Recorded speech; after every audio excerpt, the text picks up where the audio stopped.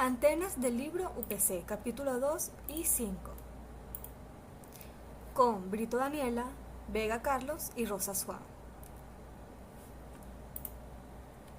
En el contenido estaremos hablando acerca de los efectos de la ionosfera con la introducción, propagación en un medio ionizado, influencia del campo magnético terrestre y las comunicaciones ionosféricas. En el 2.5 estaremos conversando sobre la modelización de la propagación en entornos complejos, introducción, modelos empíricos para el valor de la pérdida de propagación, caracterización estadística de las pérdidas de propagación y el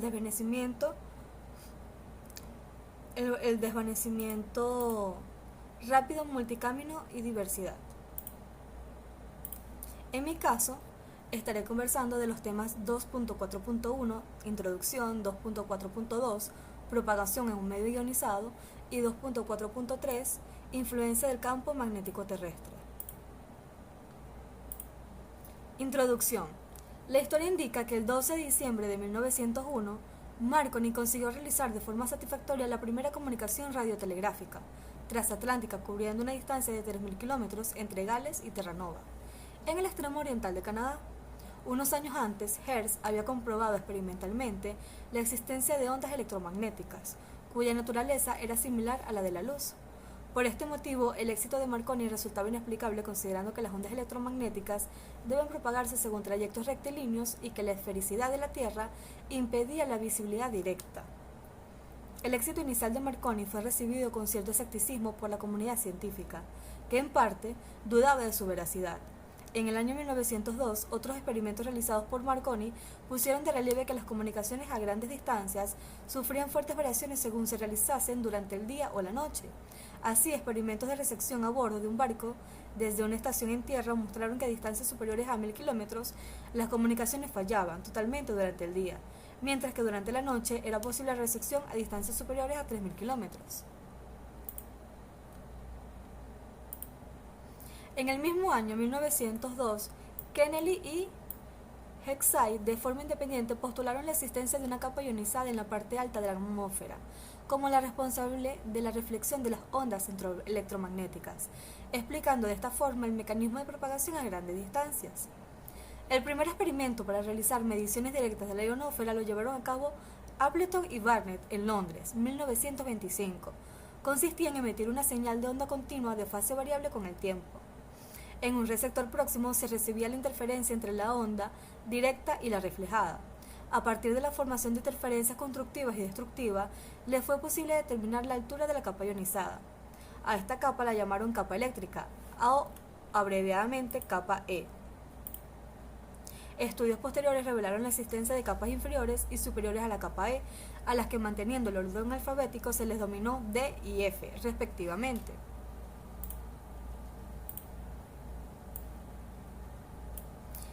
Investigaciones más profundas demostraron que la ionosfera no es un medio estratificado, sino que presenta variaciones continuas de la densidad de ionización en función de la altura. Por razones históricas se mantiene la nomenclatura de capas D, E y F para designar cada una de las regiones de la ionosfera de altitud creciente. Bajo ciertas condiciones, la capa F se desdobla en dos, las capas F1 y F2. La causa primordial de ionización de la ionosfera es la radiación solar en la región del espectro de los rayos X y ultravioletas. También contribuyen a la ionización la incidencia de partículas cargadas, que son protones y electrones, de origen solar y los rayos cósmicos galácticos. La creación de iones depende de la energía de las radiaciones y de la densidad de las moléculas. Para alturas elevadas, la energía de la radiación incidente es elevada, pero la densidad de la molécula es baja, mientras que a alturas más bajas la densidad de moléculas es alta, pero la altura de las radiaciones ha sido absorbida en gran parte, de modo que la densidad de ionización máxima se produce en un punto intermedio. La densidad de ionización existente en el resultado de un equilibrio dinámico entre la ionización y la desionización, producida principalmente por la colisión entre ellos.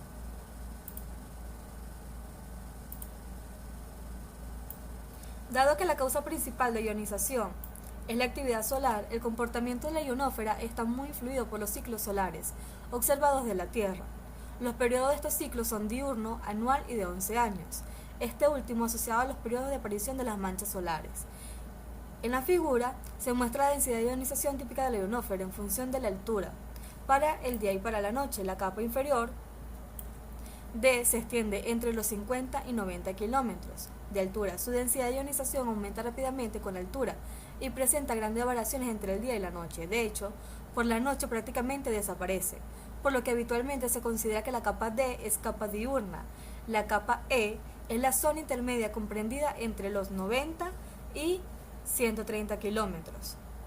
Su comportamiento está muy ligado a los ciclos solares. A pesar de presentar grandes variaciones de ionización, conserva un nivel apreciable durante la noche. Alcanza el máximo de ionización durante el mediodía en los meses de verano con niveles en torno a los 1011 electrones metros cúbicos. En ciertas ocasiones aparece una ionización anómala en la capa E que se denomina capa esporádica, ES. En zonas templadas, la capa esporádica es bastante frecuente en verano y alcanza densidades iónicas varias veces superior a la capa E circundante. La capa F se extiende hacia arriba a partir de los 130 kilómetros de altitud. Debido al distinto comportamiento de la parte inferior superior de la capa, esta se subdivide en capa F1 entre los 130 y 210 kilómetros y F2 a partir de los 210 kilómetros. La capa F1 desaparece durante la noche, mientras que la capa F2 mantiene niveles de ionización relativamente constantes entre el día y la noche. Propagación en un medio ionizado. La propagación de ondas electromagnéticas en la ionosfera se puede modelar a partir de la propagación en plasmas. Un plasma es una región de espacio con la permitividad eléctrica y la permeabilidad magnética del vacío, que contiene electrones libres. Un modelo simplificado es el de plasma frío, en el que se desprecia un movimiento de los electrones por causas térmicas. Un análisis más acorde con la realidad debe considerarse la presencia de un campo magnético estático, de la misma manera en que en la ionosfera existe el campo magnético terrestre. Considérense en primer lugar las fuerzas a las que se encuentra sometido un electrón inmerso en el campo electromagnético de una onda plana. Este experimentará una fuerza debida al campo eléctrico y otra al campo magnético, dada por la siguiente fórmula.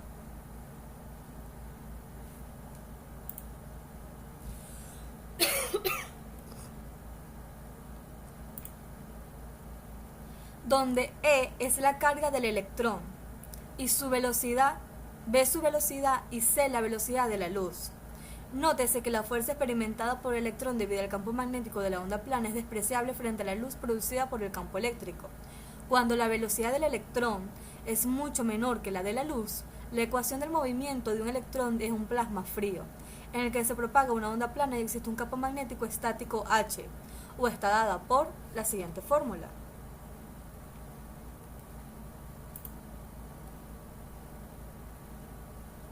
Donde se ha considerado también un término de pérdidas por colisión entre electrones y donde U es la frecuencia de colisiones. La presencia del campo magnético estático dificulta el análisis, por lo que en los desarrollos que siguen se van a omitir, si bien esto no significa que el efecto del campo magnético terrestre sobre la propagación ionosférica sea despreciable, suponiendo variaciones armónicas de la forma E, G y E de la expresión anterior, se deduce que la siguiente fórmula: si existe una densidad de n número de electrones, se creará una densidad de corriente J asociada al movimiento de los electrones, y a partir de las ecuaciones de Maxwell, que es la siguiente, es posible definir la permitividad eléctrica relativa y la conductividad del plasma.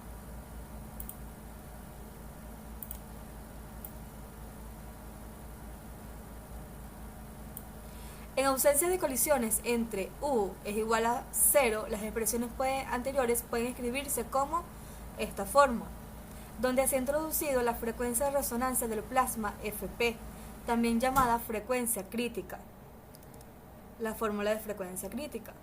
Al sustituir las constantes por su valor, se obtiene que es frecuencia crítica igual a 9 raíz de n números Hz. Una onda plana propagándose en este supuesto por la ionosfera tiene una constante de fase de la siguiente fórmula. En el caso que la frecuencia sea inferior a la frecuencia de resonancia, la constante de fase será imaginaria y la onda se atenuará de forma exponencial con la distancia. Por el contrario, si la frecuencia es superior a frecuencia de resonancia del plasma, la constante de fase es real.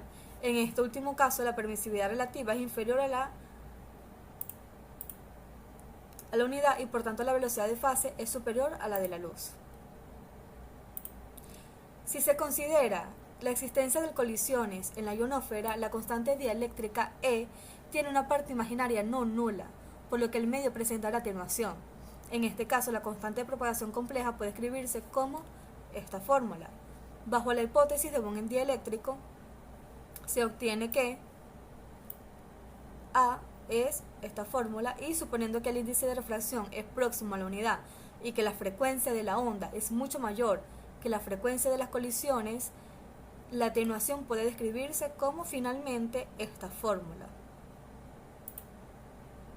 Ejemplo.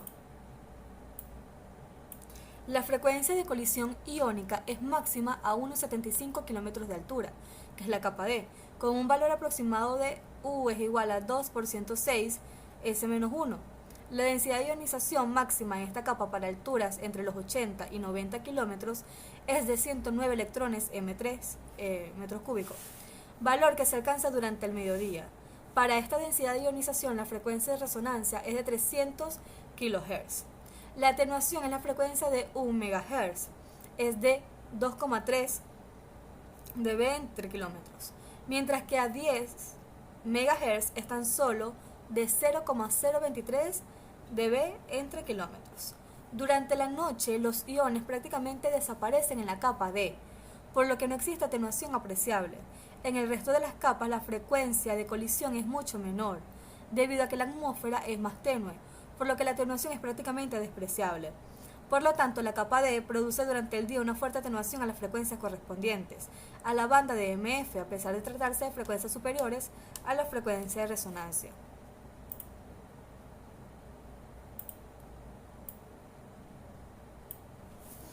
Un plasma sometido a un campo magnético constante posee características anisótropas, de forma que la constante dieléctrica no es un escalar sino un tensor. El efecto más notable es que la constante de propagación en función de la polarización de la onda, en concreto la constante de propagación es distinta para una onda polarizada circularmente a derecha o a izquierda. Esto produce una rotación en el plano de polarización de una onda linealmente polarizada. Considérese la siguiente onda linealmente polarizada según el eje X, que se propaga en la dirección del eje Z y que se descompone como la suma de dos ondas polarizadas circularmente, bajo la siguiente fórmula.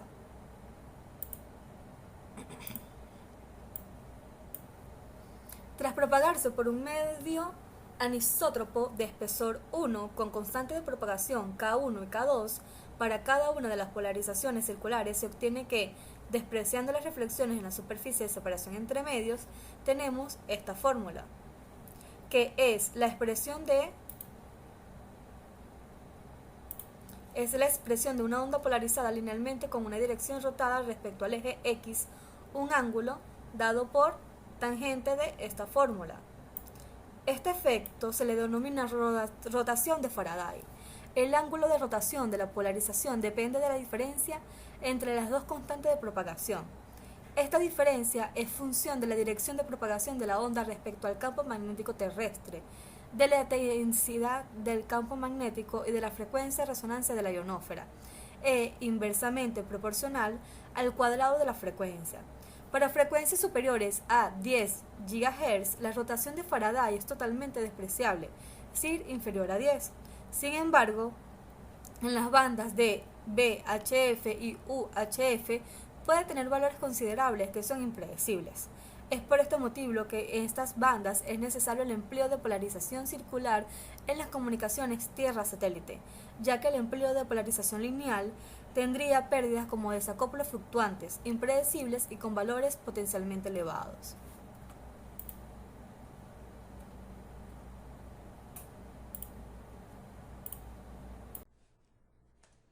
Ok, acá podemos continuar con el tema 2.4.4, siguiendo la exposición de Daniela. Tocamos el tema lo que corresponde a comunicaciones ionosféricas. Acá podemos determinar que la existencia de la ionosfera permite que lo que comprobó Marconi, las comunicaciones a grandes distancias tienen una repercusión en el efecto que las ionosferas ejerce sobre estas comunicaciones inalámbricas. Este efecto es distinto dependiendo del tipo de bandas de frecuencia. Tenemos que a frecuencias muy bajas o frecuencias de las bandas de LF, que es low frequency, y VLF, que es very low frequency, la ionosfera supone un cambio brusco en términos de lambda, del índice de refracción atmosférico. ¿Qué quiere decir esto? Que si hay una variación abrupta, produce una reflexión de la onda y esto incide en la parte baja de la ionosfera. Actúa como, haciendo un ejemplo de escenario, como un haz de luz que ha sido reflejado en un espejo y ese espejo está en cierto ángulo y hace una refracción o incide directamente en lo que es el enlace o la comunicación inalámbrica. Si podemos ver acá, se pueden considerar que la superficie de la Tierra y la parte de la ionosfera forman una guía de ondas que favorece la propagación a grandes distancias de este tipo de bandas de frecuencia y en enlaces de aproximadamente o distancias de una cobertura de 5.000 a 20.000 kilómetros. Dado que la onda no llega a penetrar la ionosfera, este modo de propagación es relativamente insensible a las variaciones de la ionosfera.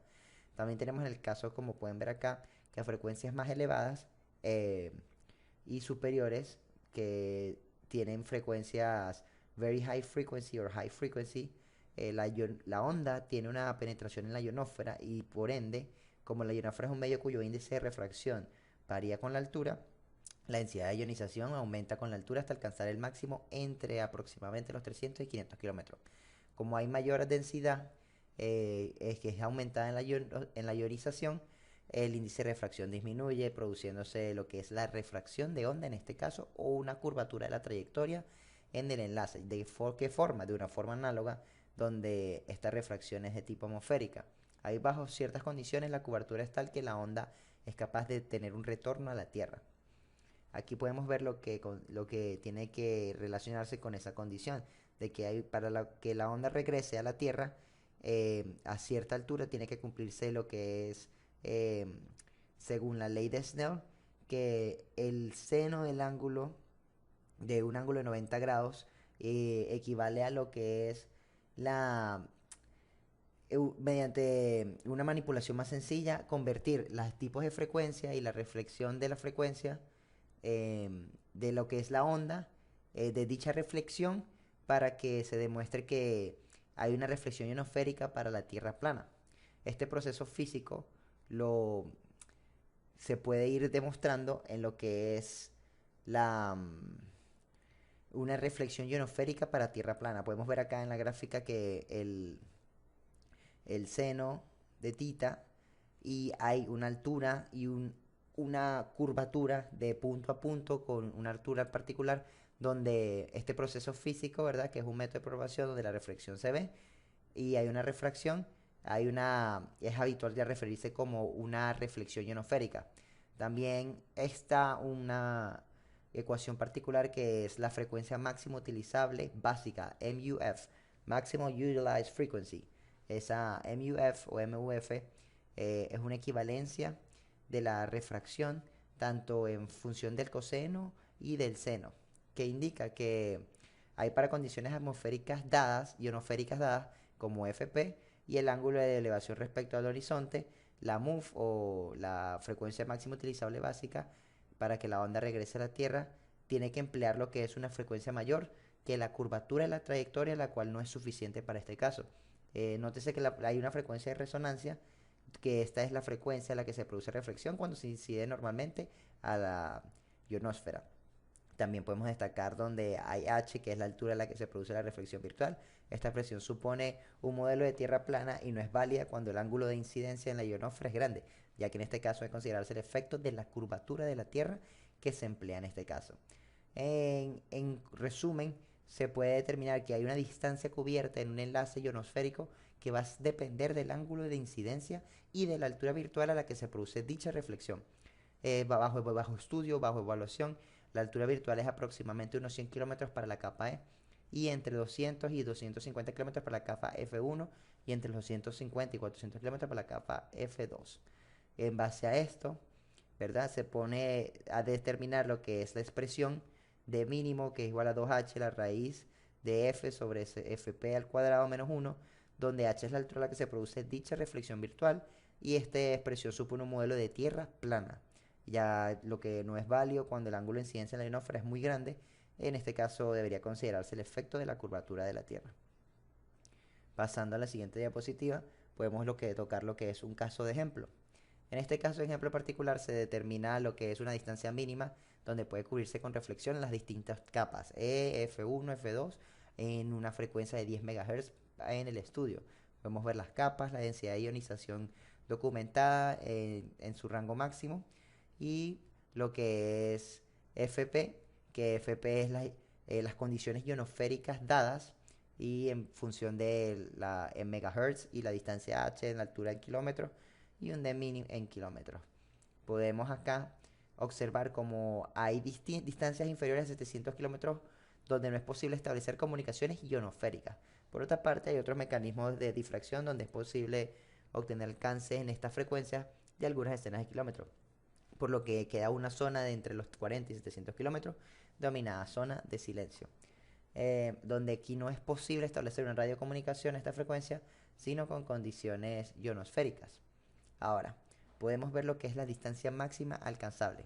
Esta está limitada por la potencia del transmisor, la sensibilidad del receptor, la altura virtual de reflexión y la curvatura terrestre.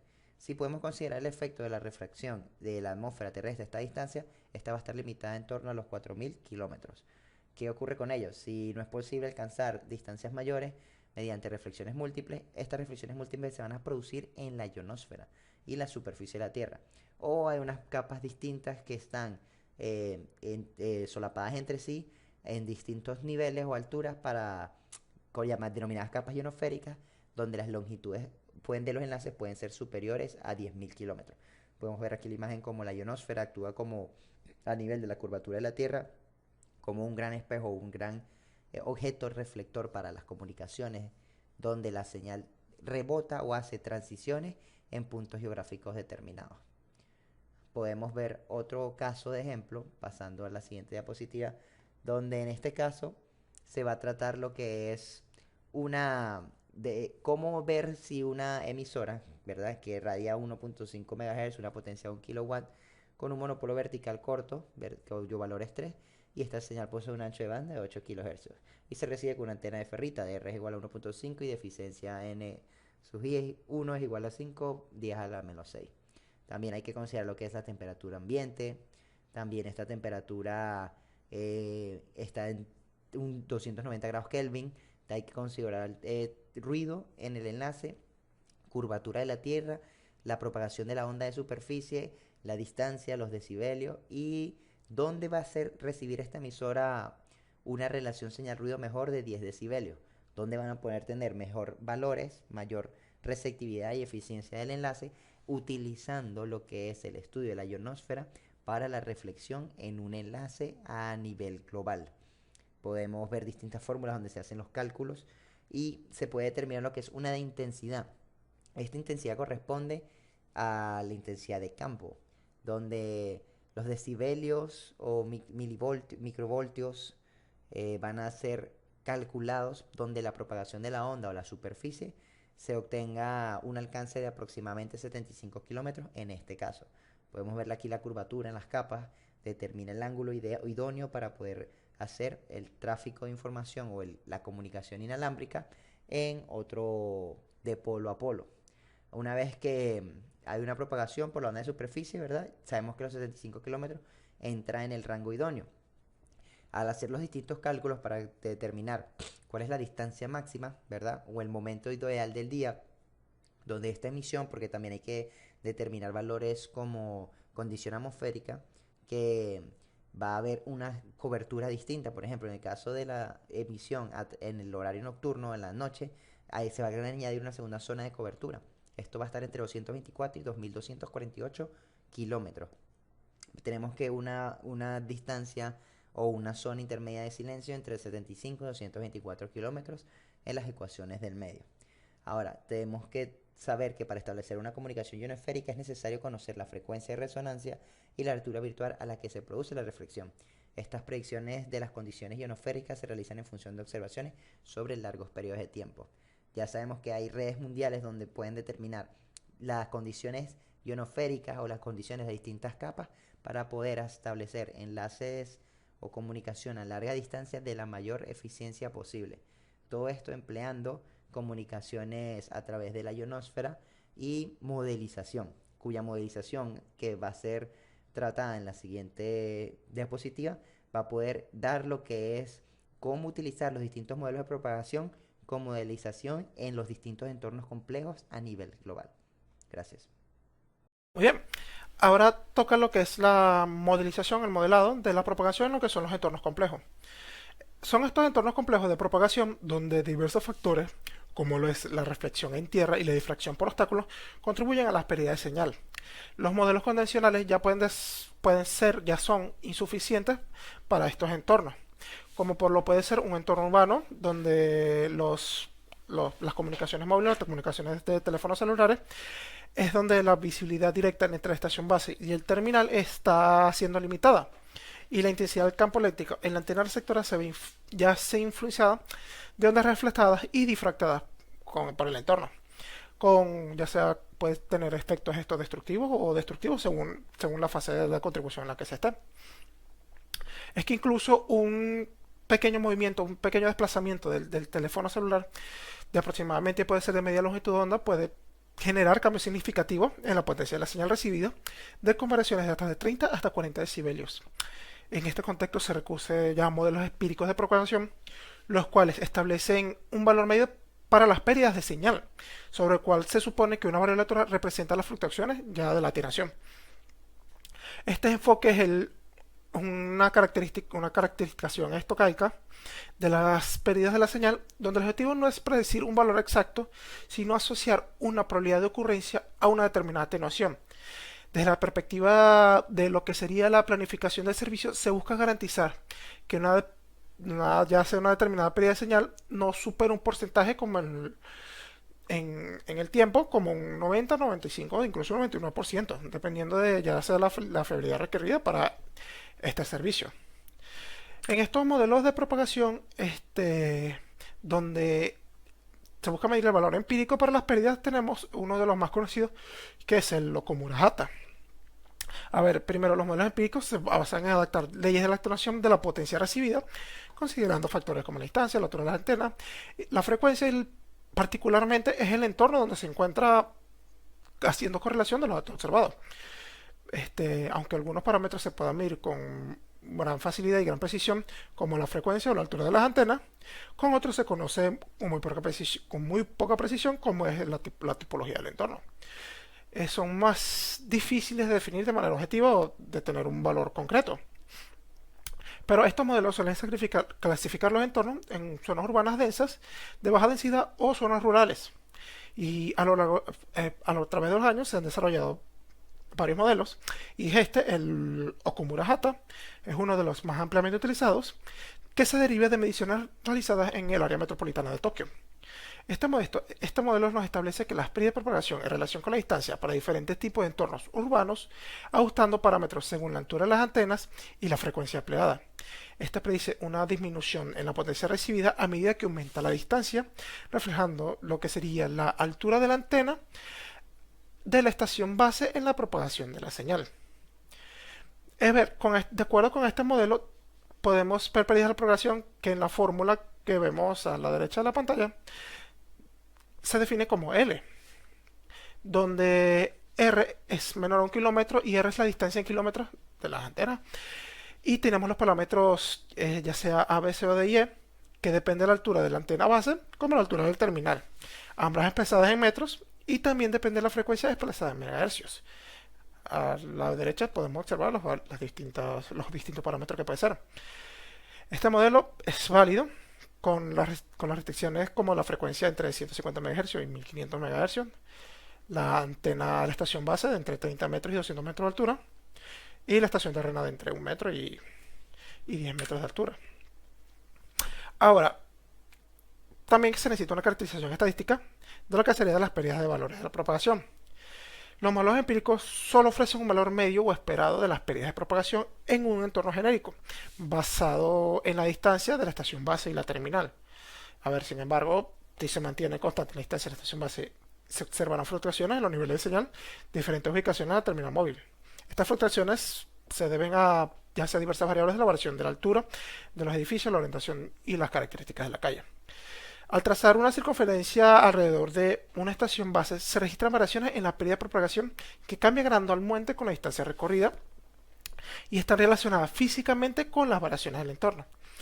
Debido a dependencia de múltiples factores, independiente de la fórmula, resulta una distribución gaussiana de la pérdida de propagación. Vamos a la derecha, donde el L sub 50 es la atenuación mediana no excedida del 50% por el tiempo medido mediante un modelo empírico. También es notable hacer que una variable aleatoria gaussiana del valor medio o esperado y la mediana, si coinciden. En cuanto al L sub S, es una variable aleatoria gaussiana de media cero y caracterizada por su desviación estándar. Una vez el valor del sub S depende de la frecuencia y la topología del entorno y se determina mediante las derivadas de datos empíricos, que sería la fórmula siguiente que tenemos abajo, donde A es un 5.2 en entornos urbanos, 6.6 en entornos suburbanos. De esta forma es posible asociar una atenuación para unas características dadas del enlace. Ahora pasamos a lo que sería el desvanecimiento rápido, multicaminos y de diversidad. En la comunicación móvil real, la viva, es la señal recibida de la antena es el resultado de diversas contribuciones, como campos reflejados en edificios, campos difractados en los bordes de los edificios y componentes reflejados en el suelo, además de otras múltiples reflexiones. Al desplazarse el receptor, estas contribuciones se suman con diferentes fases debido a las diferentes distancias recorridas. Si la diferencia del camino es de medida de longitud de onda, un componente que contribuirá constructivamente se vuelve destructiva, causando una fuente de variación hacia la recibida, conocido como el desvanecimiento por multicamino. En entornos urbanos densos, donde no suele haber visibilidad directa entre el terminal móvil y la estación base, la fluctuación es la densidad de potencia incidente y por ende la potencia recibida siguen una función de densidad de probabilidad de Rayleigh. Por ejemplo, vemos en la imagen al desplazarse el receptor del punto 1 al punto 2 separados en una distancia más o menos de la longitud de onda, la fase de las distancias de contribuciones varía de forma en que la resultante puede generar grandes fluctuaciones. Y ahora vamos a observar estas dos gráficas y una poca más explicación. En caso de un desvanecimiento profundo de un punto específico, siempre hay un cercano donde un fenómeno no se manifiesta.